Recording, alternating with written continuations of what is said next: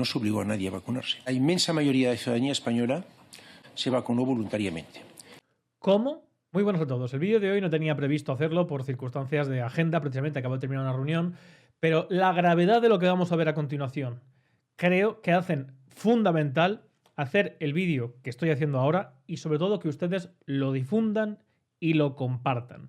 Porque la caradura sinvergonzonería de nuestra clase política, jugando con lo más preciado, que es la salud de los ciudadanos, de los cuales debe proteger en todo momento, por supuesto, su libertad, su salud, su hacienda, aunque no haga más que atentar contra estos bienes jurídicos colectivos del conjunto de la nación, hace importantísimo y además me obliga a mí a adelantar algún anuncio, pero como digo, creo que las circunstancias son de una máxima trascendencia y hay que empezar ya a ponerse en marcha. Pero antes que nada, el próximo 18 de mayo tengo la fortuna de ser un ponente en el primer foro de geopolítica de España, un evento de máxima trascendencia presencial en Madrid, el próximo sábado 18 de mayo, entre las 5 y las 8 de la tarde. Pues ya veis el plantel con quien tengo la fortuna de compartir foro junto con todos los que quieran asistir.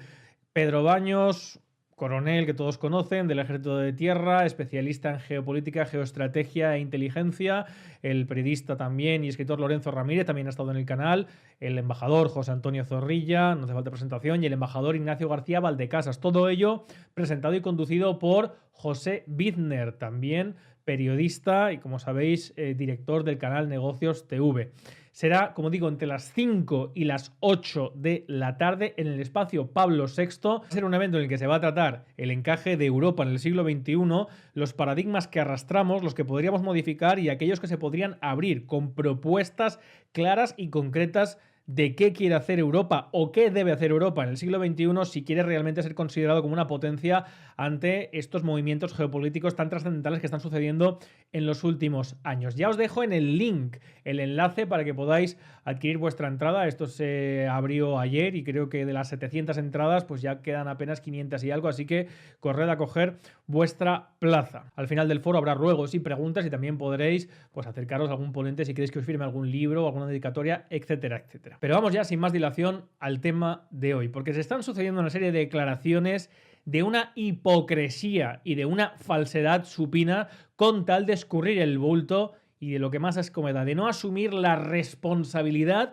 de aquellos que no solo apostaron, sino que pusieron en marcha unos mecanismos estatales de coerción, de violencia unidireccionales, brutales, contra la población en un momento, como digo, en el que se estaba sensibilizando muy intensamente desde todos los medios de comunicación y desde la clase política en lo más preciado que tienen los seres humanos, que es la vida. Vamos a ver la declaración del entonces ministro de Sanidad, Salvador Illa, en relación con el tratamiento de la enfermedad que nos obligó y nos obligaron ilegalmente a estar todos encerrados en nuestras casas. Vamos a escucharle. Los españoles que nos vacunamos en el 2020, ¿nos vacunamos voluntariamente? ¿Cree usted? Sí. Como filósofo le hago la pregunta. Y como político sabiendo que todos actuamos dentro de una sociedad, constreñidos por constreñimientos sociales de todo tipo, políticos, etcétera, etcétera. ¿Usted lo cree? Sería muy pretencioso por mi parte contestarle en tanto que filósofo, le contesto en tanto que político y servidor público. Y le digo que no se obligó a nadie a vacunarse. Otros países lo hicieron. Países, por ejemplo, Austria. Y tuvieron problemas. En España, afortunadamente, no hizo falta. Porque la inmensa mayoría de la ciudadanía española, debido a la credibilidad del sistema sanitario español y a la credibilidad de los profesionales sanitarios, se vacunó voluntariamente. ¿Cómo? Otros países tuvieron problemas por obligar, lógicamente, a realizarse este tratamiento, y la razón de que tanta gente en España se realizara dicho tratamiento fue exclusivamente debido a la credibilidad en el sistema sanitario. Pues no, obviamente no es así. Y además que, caballeros, esto es algo tan serio, tan palmario, y que ellos mismos saben que este cinismo y esta vergüenza en algo tan capital como la salud y la vida de muchas personas que se ha visto afectada por estas circunstancias, la han reconocido y la saben ellos mismos. Incluso en las propias palabras que acabamos de escuchar del señor Illa, donde dice literalmente: la gran mayoría de la ciudadanía española, debido a la credibilidad en el sistema público sanitario español, se vacunaron voluntariamente. Eso significa dos cosas. Primero, que reconociendo por el propio ministro en ese momento de Sanidad del Gobierno de España, mucha gente que se vacunó, la inmensa mayoría, lo hizo por credibilidad en aquello que decían los organismos públicos y gubernamentales vinculados a la sanidad. Entre estas manifestaciones, que se frenaba la transmisibilidad, es decir, una falsedad, algo que condicionó y vició el consentimiento de mucha gente, según ella, la inmensa mayoría. Pero mucho peor.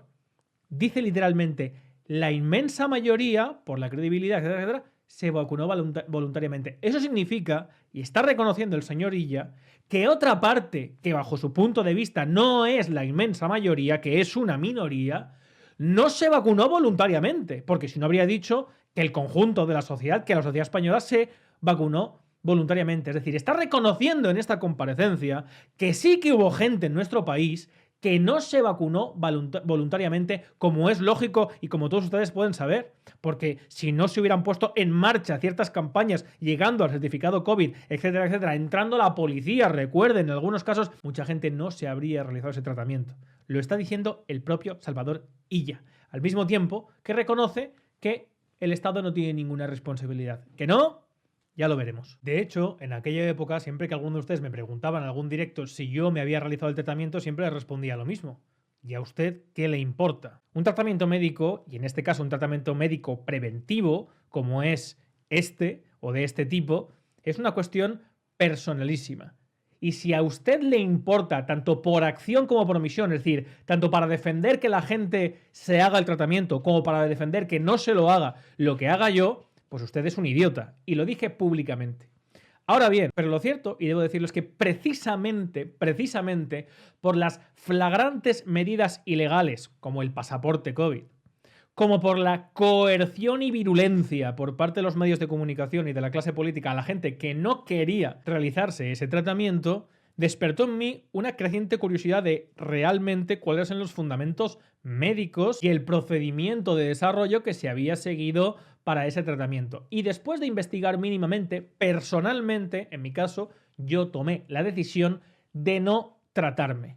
Y fundamentalmente, y lo puse en público, nunca jamás, y lo denuncié además y dije que no iba a hacerlo, nunca jamás mostré mi pasaporte COVID porque no lo tenía. No solamente no lo mostré, sino que además les animé a todos ustedes a no mostrarlo, como pueden ver en este vídeo donde analizo la cuestión. ¿Esta medida legislativa sería constitucional o inconstitucional? ¿Sería legal o ilegal? ¿Respeta el artículo 14 que establece la imposibilidad de discriminar por circunstancias personales o no? Hombre, es que el contexto, estamos en una pandemia, ahora mismo la incidencia, ¿sí o no? Pues la respuesta correcta es sí. Esto es manifiestamente ilegal e inconstitucional. Obviamente refiriéndonos a ese pasaporte que no era más que una medida coercitiva, forzosa, condicionante para que la gente se tratara. Y eso, damas y caballeros, es como una catedral, quiera o no quiera la clase política, ahora intenta escurrir el bulto poniendo excusas como sea, tanto las farmacéuticas, pero quienes ejercieron esa medida de coerción, de violencia, de falta de información o de incluso lanzar información falsa con la finalidad de que la gente realizara ese tratamiento, el responsable es el Estado. Y aquí hay una pregunta muy clara que va a dirimir la parte más importante del vídeo, que es la que voy a explicar ahora, y la propuesta que les voy a lanzar ahora mismo, adelantándome un poco los acontecimientos, pero creo que es importantísimo hacerlo. Si no hubiera sido por todas las manifestaciones públicas, por la implementación del pasaporte COVID, por la imposibilidad de poder entrar incluso en pequeños comercios para realizar ciertas actividades cotidianas y necesarias de la vida del día a día de los ciudadanos, si no hubiera sido por la constante estigmatización en medios públicos por parte también de la clase, no solamente política, sino de la prensa, de los medios de opinión, etcétera, etcétera, mucha gente quizá no se hubiera tratado. Obviamente, y como vamos a demostrar, la respuesta es que sí. Mucha gente no habría realizado ese tratamiento de no ser porque se sintió condicionada a hacerlo. Y damas y caballeros, eso es una causa de nulidad como una catedral y de responsabilidad civil o penal de los daños causados por el vicio del consentimiento. Y ese es el elemento clave en el cual vamos a fundamentar, y yo personalmente ya les aviso, voy a poner a disposición de toda la gente que quiera la vía para poder reclamar contra el Estado, porque efectivamente son responsables de todo el daño que han causado, obligando no, pero sí coaccionando, coartando y falseando información con la finalidad de que la gente se tratara. Y tienen esa responsabilidad y vamos a ir a los tribunales a exigir dicha responsabilidad.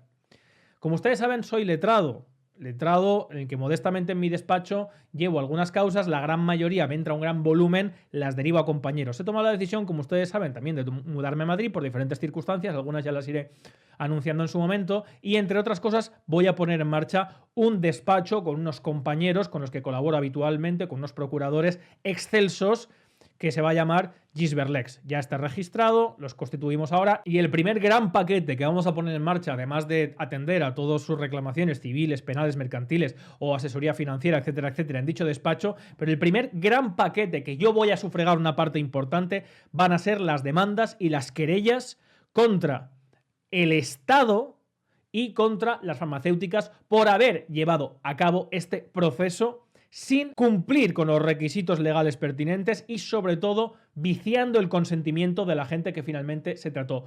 En unos fundamentos del vicio del consentimiento por ocultación y por engaño, y en otros directamente, como es innegable, por la coerción, la coactividad por parte de las instancias públicas y estatales para que la gente se tratara. Y esos son hechos, y lo vamos a llevar a los tribunales. Así que habilito desde ya el correo electrónico info@gisbertlex.com, en el cual empezarán a ser atendidas las causas y los asuntos generales por el equipo. De hecho, estaba reunido antes para esto, precisamente, que llevo semanas con ello, pero el equipo de especialistas ya puesto para sus asuntos civiles, penales, los que sean, de familia, mercantiles, etcétera, etcétera, pero particularmente en el asunto pongan vacuna, y vamos a llevar a cabo, fuera de los baremos económicos del despacho, todos estos asuntos. Se les pedirá una provisión de fondos simbólica para que no se puedan echar atrás una vez iniciado el procedimiento, porque hay que pagar un abogado, un procurador, etcétera, etcétera.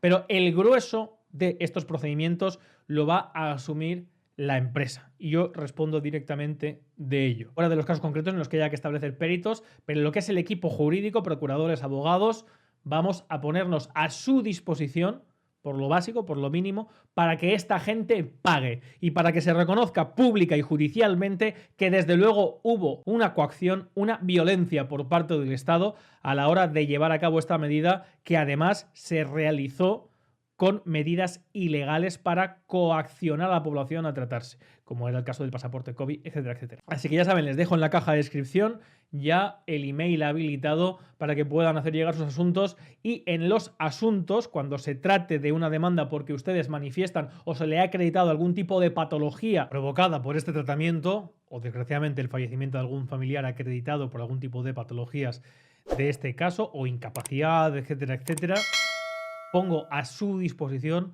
fuera de los baremos económicos habituales del despacho, para llevar estos asuntos. Les dejo, como digo, en la caja de descripción el correo ya, donde pueden empezar a ponerse en contacto con el equipo. Porque desde luego, en el momento en el que el Estado pone medios para obligar a la gente a hacer algo, el Estado es responsable de las consecuencias por negligencia, por mala praxis, por mala fe, porque algo no se haya hecho correctamente o no se haya testado correctamente, y tiene que responder económicamente de los daños que ha causado. Y vamos a poner todos los medios en marcha para que eso suceda. Nada más, eso sí, recordarles que, como no, el próximo sábado 18 de mayo tienen ustedes un pedazo de evento, el primer foro de geopolítica en España, Europa en el siglo XXI, y les dejo en la caja de descripción el enlace para adquirir ya su entrada. Un fuerte abrazo, salud y libertad colectiva.